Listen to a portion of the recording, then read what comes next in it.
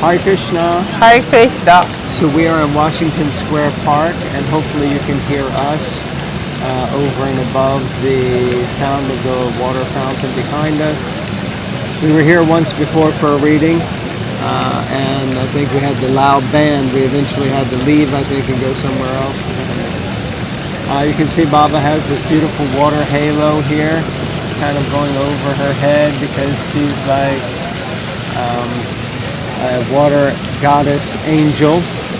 And every now and again you might see a little rainbow down there. So it's a beautiful, what they call here in America, Labor Day.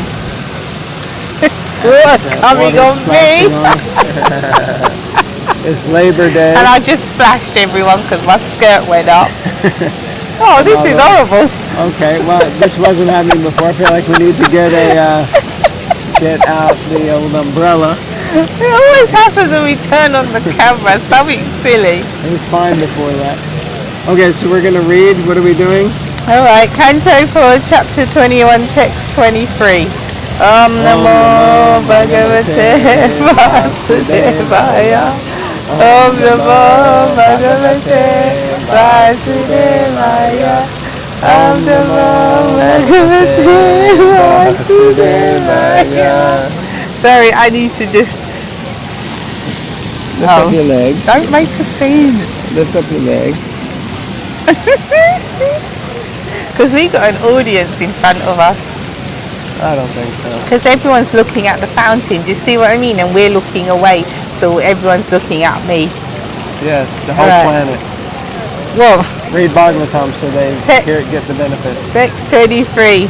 Maharaj Prithu said, I think that upon the execution of my duties as king, I shall be able to achieve the desirable objectives described by experts in Vedic knowledge.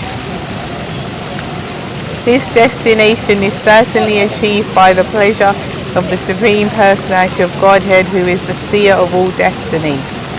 Purport. Maharaj Prithu gives special stress to the word Brahma Vadina by the experts in the Vedic knowledge. Brahman refers to the Vedas, which are also known as Sabda Brahma, or transcendental sound. Transcendental sound is not ordinary language, although it appears to be written in ordinary language. Evidence from the Vedic literature should be accepted as final authority. In the Vedic literature, there is much information, and of course there is information about the execution of a king's duty. A responsible king who executes his appointed duty by giving proper protection to all living entities on his planet is promoted to the heavenly planetary system. This is also dependent upon the pleasure of the Supreme Lord. It is not that if one executes his duty properly, he is automatically promoted, for promotion depends upon the satisfaction of the Supreme Personality of Godhead. It must ultimately be concluded that one can achieve the desired result of his activities upon satisfying the Supreme Lord. This is also confirmed in the first canto, second chapter of Srimad Bhagavatam. The perfection of one's execution of his appointed duties is the ultimate satisfaction of the Supreme Lord. The word karma sandoha means achievement of the desired result. Everyone desires to achieve the ultimate goal of life, but in modern civilization, the great scientists think that man's life has no plan. This gross ignorance is very dangerous and makes civilization very risky.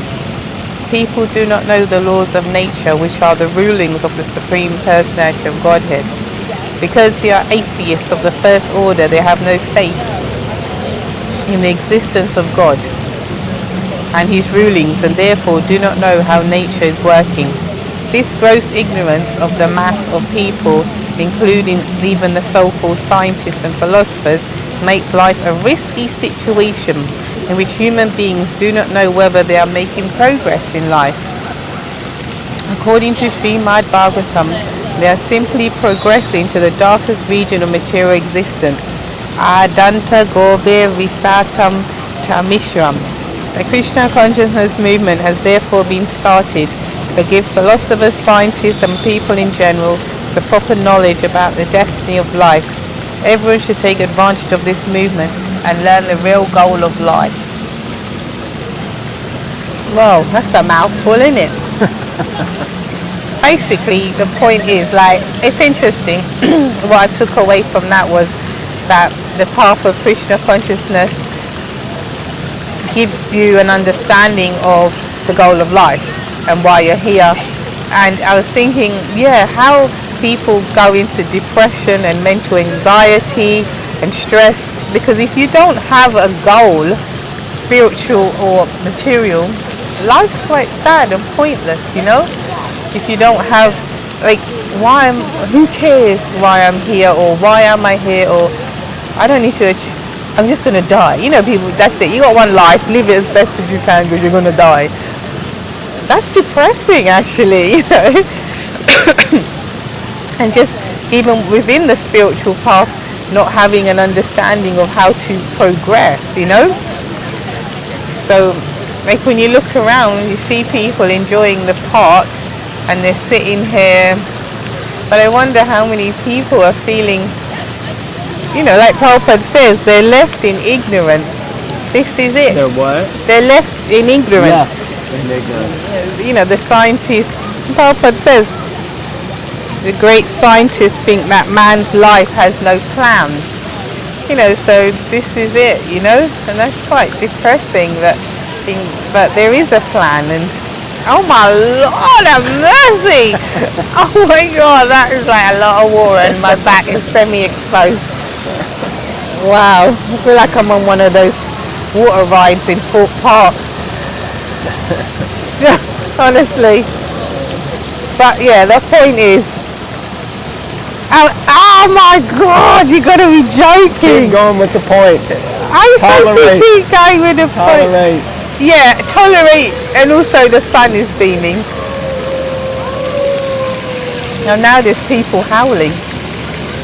Okay, that's the point, what I took away from it, that Krishna, this path, and I would say not just this path, because Prabhupada wasn't closed-minded like that. If he met people in their other faith and they would challenge him, he'd say, stay in your own faith, but learn to love God, you know, chant the names of your God. So I would say any path that allows you to acquire self-realization and a sense of, why am I here? It gives you, it's the real self-improvement course, as it were, you know, like the coaching and then make yourself a better person. This is how you make yourself a better person, because you realize you got to know who you are and how can I progress? Oh, wow, okay, I can become a better version of me, and how do I do that, and where can I go? And this is all very positive stuff, you know. And the change, like they say, we got to make it ourselves first, make that change, and then anyway, I feel like I'm gonna make a speech now, but never mind. I think you just did. We were very happy about that. Yes, so exactly. I think Prabhupada says at the end, not that I think Prabhupada says at the end, he does say at the end, that this Krishna consciousness movement has therefore been started to give philosophers, scientists, and people in general the proper knowledge about the destiny of life. So means we obviously accept the idea of destiny. We understand that ultimately we have a certain direction that we're heading, and like you said, a mission, so like that. And everyone should take advantage of this movement to learn the real goal of life. So yeah, it gives people a real opportunity to understand what we're doing here. And it's not just random or, for naught, Anyway, let's read the next verse. Okay, text 21. No, 24. Oh, sorry, 24. Any king who does not teach his citizens about their respective duties in terms of varna and ashram, but who simply exacts tolls and taxes from them, is liable to suffer for the impious activities which have been performed by the citizens. In addition to such degradation, the king also loses his own fortune. A king, governor, or president should not take the opportunity to occupy his post without also discharging his duty. He must teach the people within the state how to observe the divisions of Varna and Ashram. If a king neglects to give such instructions and is simply satisfied with levying taxes, then those who share in the collection, namely all the government servants and the head of state, are liable to share in the impious activities of the general masses. The laws of nature are very subtle. Interesting. For example, if one eats in a place which is very sinful, he shares in the resultant reaction of the sinful activities performed there. Wow, that's powerful. It is a Vedic system, therefore, for a householder to call Brahmanas and Vaishnavas to eat at ceremonial performances in his house, because the Brahmanas and Vaishnavas can immunize him from sinful activities. But it is not the duty of rigid Brahmanas and Vaishnavas to accept invitations everywhere. There is, of course, no objection to taking part in feasts in which prasad is distributed. Interesting. There are many subtle laws which are practically unknown to people in general, but the Krishna consciousness movement is very scientifically distributing all this Vedic knowledge for the benefit of the people in the world. So basically, yeah, Hare Krishna's Krishna consciousness is specifically meant to try to help other people. How?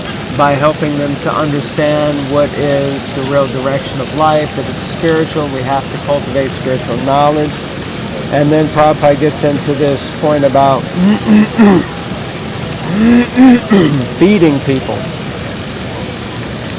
And that if one eats in a sinful place, then you get the reactions. He comes to that because he says that if government officials aren't helping the government, but they aren't helping the people, but are just extracting taxes and benefiting from them, then they're also meant to give something, and what they're meant to give is spiritual knowledge. And if they're not doing that, then they will suffer the reactions of those people's sinful activities.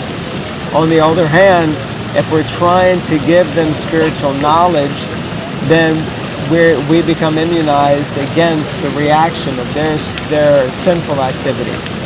Anyway, so many things are there. Any thoughts? Text 25.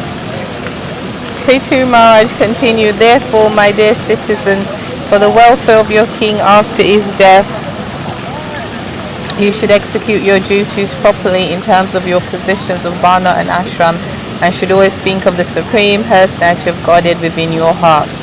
By doing so, you will protect your own interests, and you will bestow mercy upon your king for his welfare after death. Purport. The words Adhoksaja Diya, meaning Krishna consciousness, are very important in this verse. The king and citizen should both be Krishna conscious, otherwise both of them will be doomed to lower species of life after death. A responsible government must teach Krishna consciousness very rigorously for the benefit of all. Without Krishna consciousness, neither the state nor the citizens of the state can be responsible. Ketu Maharaj therefore specifically requested the citizens to act in Krishna consciousness, and he was also very anxious to teach them how to become Krishna conscious. A summary of Krishna consciousness is given in Bhagavad Gita 9.27. Yad karoshi yad yasnasi yad yujosi dasi yad tapasyasi kunteya tad guru swadmad appanam. Whatever you do, whatever you eat, whatever you give in charity, and whatever penances you undergo should be done in Krishna consciousness for the satisfaction of the Supreme Personality of Godhead. Before the people of the state, including the government servants, are taught the techniques of spiritual life, then although everyone is liable to be punished in different ways by the stringent laws of material nature, they will not be implicated. Wow. That's very powerful. That's quite far out, as they say in this country, to use the term. radical and far out. What is Prabhupada saying? That I can go now and beat someone up who deserves it, and I'm not going to be implicated because I chant in Hare Krishna. That's what he's saying, isn't it? Don't quote me. Or quote Prabhupada. What do you understand? Well, I certainly didn't understand that, but thank you. But I get your kind of point. The point being that if we teach people that whatever they do, whatever they eat, whatever they give in charity or penances they undergo should be done with the consciousness of God as an offering to God, then